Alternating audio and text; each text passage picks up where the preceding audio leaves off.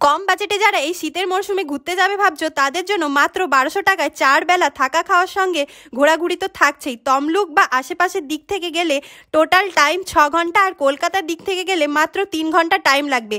তো এখানে কিভাবে যাবে চলো বলি। প্রথমেই আসতে হবে হাওড়া স্টেশন, আর ওখান থেকেই মেট্রো করে যেতে হবে শিয়ালদা। যেহেতু হাওড়া থেকে শিয়ালদা যেতে মেট্রোতেই বেশি সুবিধা হয়, তাই মেট্রো করেই চলে এলাম।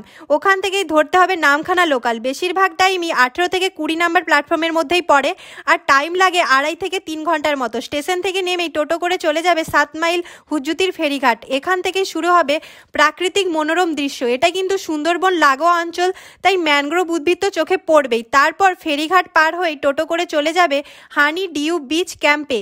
যেতে যেতে গ্রাম্য পরিবেশটাকে উপভোগ করতে পারবে, আর পৌঁছেই দাদারা ওয়েলকাম জানাবে ডাবের সাথে। তারপর তুমি তোমার বুকিং করা রুম পেয়ে যাবে। এখান থেকে টাওয়েল, ব্রাশ, পেস্ট, শ্যাম্পু সব কিছুই দেবে, সঙ্গে একটা বড় ওয়ার্ড্রপও থাকবে। রুম, বাথরুম সবই নিট অ্যান্ড ক্লিন।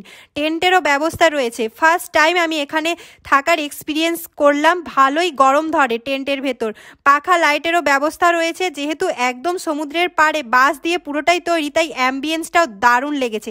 তারপর lunch, tiffin, bonfire, grill chicken, dinner সব কিছুই থাকছে মাত্র একটা প্যাকেজের মধ্যেই। তো এই সুযোগটার হাতছাড়া করো না, তাড়াতাড়ি করে ঘুরে এসো মৌসুনি আইল্যান্ড, আর ভিডিওটা শেয়ার করে দাও যাদের সাথে যেতে চাও, আর তাড়াতাড়ি করে ফলো, সাবস্ক্রাইব করে নাও। টাটা।